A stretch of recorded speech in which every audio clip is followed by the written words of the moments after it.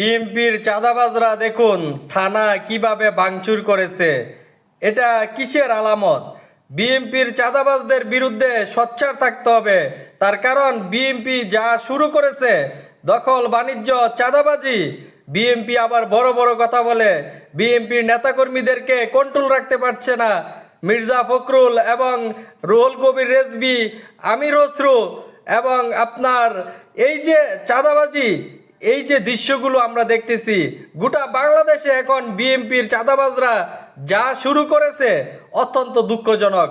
আজকে এই যে থানার উপর ভাঙচুর, এটা ভালো লক্ষণ নয়।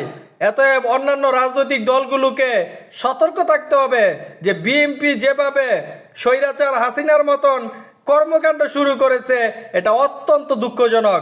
আগামীর রাজনীতি আবারও কি ফ্যাসিস্ট জালিম সরকার তৈরি হবে?